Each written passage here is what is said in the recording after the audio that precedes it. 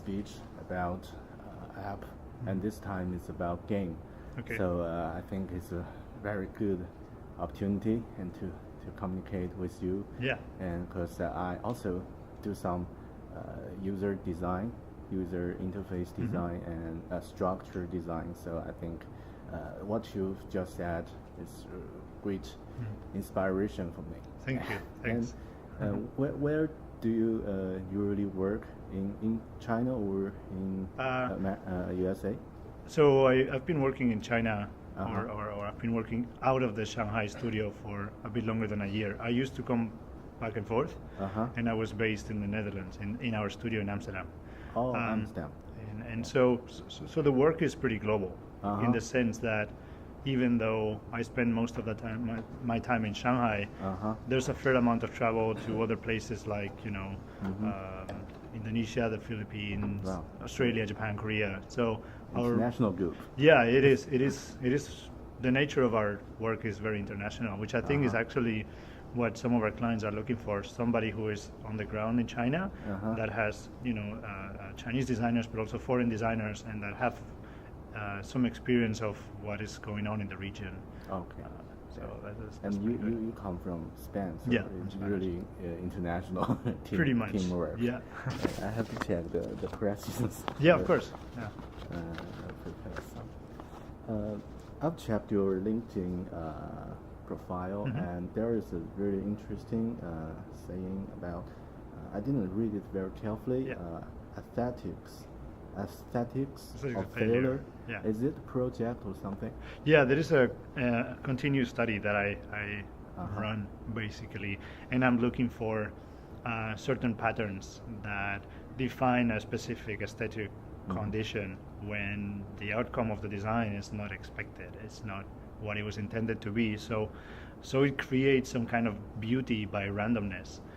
That is what I'm collecting in a series of writings, in a series of photographs of documents that I collect from the outside world. So it is almost like a thematic diary that I'm hoping I can put together and put out in the world at some point. But it's like a never-ending project because I keep finding more and more and more input. Oh, it's a huge project. It is like a personal project. With So. a big view of it. Yeah, and there is, I'm studying a little bit from a formal point of view, different influences in music and in art and in pop culture and in the products that we use and how that creates a specific language that we are all using even though we are not aware of it.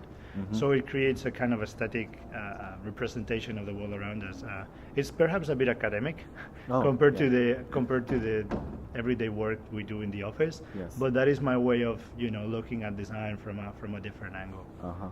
Because I really like the name. Yeah, thank you. Because the designer always think failure sometimes is a good thing for us. We can get more step close to. I don't know how that's a go for you, but a lot of times there's like little happy mistakes, Yes. in the design process, things that you were not anticipating, and then by kind of an accident, you come to a better solution than what you were trying to do. So it goes a little bit along those lines. Yes, that's the same feeling as mine. And you also have a non-profit internship, Creative Mornings. Yeah. Creative Mornings. So I was part of the founding partner of Creative Mornings in Amsterdam. But when I moved to Shanghai last year, I passed on the host hat to my colleagues. Wow. To my you're really energy and passionate about. Yeah, pretty much. Yeah, so I'm always doing a lot of. I cannot really stand still. I'm always doing a lot of things, almost too many things according to my girlfriend. So this is basically a series of hosted. I don't want to say conferences because the word conference is way too big. It's just some breakfast once a month in which we would get together from 8 to 10 in the morning before going to work, and just grassroots initiatives. Some other fellow designers or creative people or whoever is working in the innovation space would share for 20 minutes a little bit of what they're doing and what they're passionate about, and every month there will be a different theme. Like a different little flavor. So it's just another excuse to get together with some of your fellow colleagues and drink some coffee in the morning and see a very nice talk and then go and have a nice day at work. I very was hoping I could bring that to Shanghai, but I'm still trying to figure out the logistics of Yes. making that a reality. Yes, it's, maybe in the future. Yeah, maybe in the future. I hope I Yes. can do that in the future. Yeah. And how do you think about user experience and user interface design in the nearly future? Because I as a designer, I think Yeah.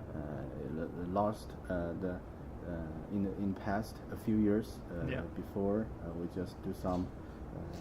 I always can't speak the name of it. Skeuomorph. Yeah, skeuomorphic. Yeah. Skeuomorphic. Yeah. I think it's a guide to people. We don't familiar Yeah. with the Yeah. technology, and Absolutely. Yeah.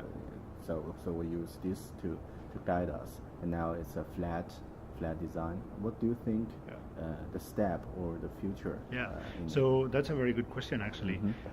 For me, I hope that the future becomes, from a UI perspective, that one in which we don't have to draw controls anymore, that the content yeah. is the king of the application or the service that you're using. So Uh-huh. we don't need to replicate buttons, because we know that if we just go straight to the photo, that will open the photo in big size, or the Yeah. thumbnail will become smaller, or whatever that application does. So in that regards, I like what Nokia and Windows were doing with their Metro system, because they were really focusing on delivering content first and taking a very different approach, very typographic, beautifully rendered, creating a custom font just for that OS. Yes. I think Android has some interesting things, as in certain behaviors that Apple has adopted later, Yeah. which there's demonstrate that they were a good idea, but it is not that different to what iOS is doing. So from that standpoint, I think Nokia is a better Windows phone. I should say it's a better disruptor of the space. Yes. Having said that, going forward, I think the future goes into wearables that don't have a screen. We need to start to relating to our products and the services we use through our glasses, through our wristbands, through basic controls that are then again a bit more about the industrial and the software integration, and not just on displaying buttons. So Yes. I'm pretty hopeful for this new wave of devices in which you need to communicate with whatever and Yes. perform whatever task, Yes. but there's no screen and no button to read. So Yeah. that's going to be a very interesting challenges for the UI designers and interaction designers. Yes, it's the similar thinking I also have, because what I just see from your video, it's just like a movie, her Yeah. in a movie, Yeah. and it's just like the same feeling. Yeah. Technology and interface fade away, Yeah, and exactly. the content and the communication with people just come out. surface, That's more absolutely. important. Yeah, totally. So as a designer, I think we would also need to improve really hard Yeah. to change our Yeah. mind. It's like the technology is coming closer to us, right? We Yes. don't have to go so far to reach out and do things. It's Yes. just getting more and more comfortable Uh-huh. approaching us whenever we need it. So Yes, that's a very good saying. Technology just come to us. In the past, we come have to come to it, yeah. the technology. yeah. And of course, you don't have enough time. That's the two last questions. And of course, I in my spare time I do some independent podcast. Okay. Uh-huh. Cool. So do you listen some podcasts? I do listen to some podcasts, but they're mostly actually not about design. Yeah. They are documentaries and basically little ethnographic pieces, if you will. So there's a couple of them from the national Dutch radio, and another one from NPR from the U.S. NPR, national yes. national radio, and so I think it has to do also with the things that I read when I'm not reading for work. That I try to. I'm interested to go as far from technology as possible and focus really on ethnographic and sociology and psychology and like very human stories, because I think that fits me much more when it comes to the everyday at work than if I was only reading about technology. I'm afraid that if I spend too much time looking at technology per se, Yes. I'm afraid I will lose the human element. So at the end of the day, that's the most important thing. Yeah, that's a very, very good point. Yeah. I sometimes thinking the same. Don't be really geek or Yeah, nerd right. about everything. I think it's good to be geek for a good time, but I think it's equally valuable to Yeah. put yourself out of the comfort of the everyday and be in a situation that is completely different to what you're used to, and see how that feels and how you behave in such an environment, because that definitely challenges a lot of the preconceptions that you might have, and it's not an easy thing, because sometimes it's a bit Yes. scary, uncomfortable, but Yeah. but it's definitely more rewarding for a designer. I encourage my team to be really do things that are scary, to go out there and try new things, because I think that later reflects on design decision, and when making certain calls, that is Yes. very valuable to come up with new ideas, and Yeah, out of comfortable zone. yeah, that's where the interesting things are. Yes, that's a very good point. And one last question, because I have a lot of teenager audience, and in China, some of them really want to be a designer in the future. Do you have anything to say to them? Yeah, I think that is suggestion? a fantastic idea, and I have been lucky enough to meet a lot of designers in different universities and different design schools. Oh, yeah. And I have to say that I'm really amazed by the quality of the work that I have seen coming from the designers, from the thinking process to the quality of the renderings to the industrial design models.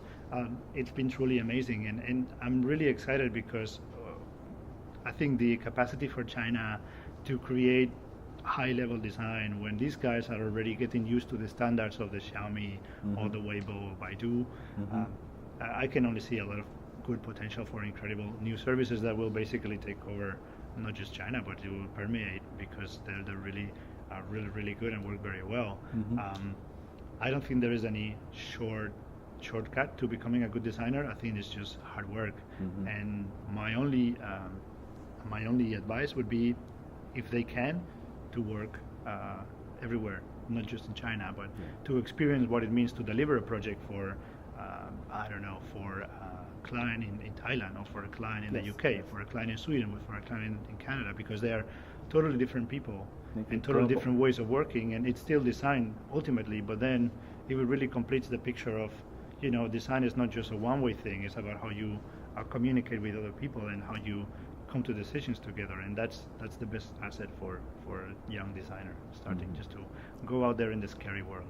Yes. Wow, that's a very very good interview for me, and also a very good how to say inspiration for us. Thank you. Thank you so much for your time, and thanks for the interest. Thank you for your time. Yes. Can I take a picture? Of course. Yes. Yeah.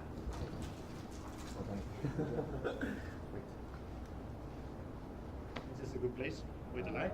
Or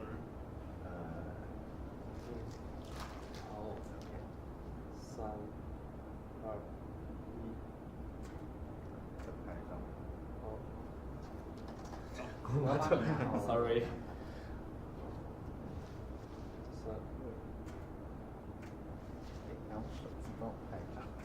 Make it social network. Yeah. Okay.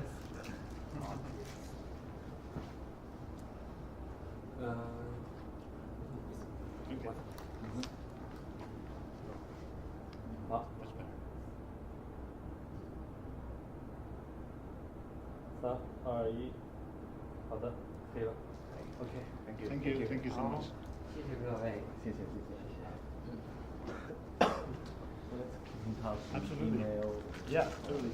Yeah, Maybe sometime if you need sometime in Shanghai, and if I have some business to drop you back. that would be great.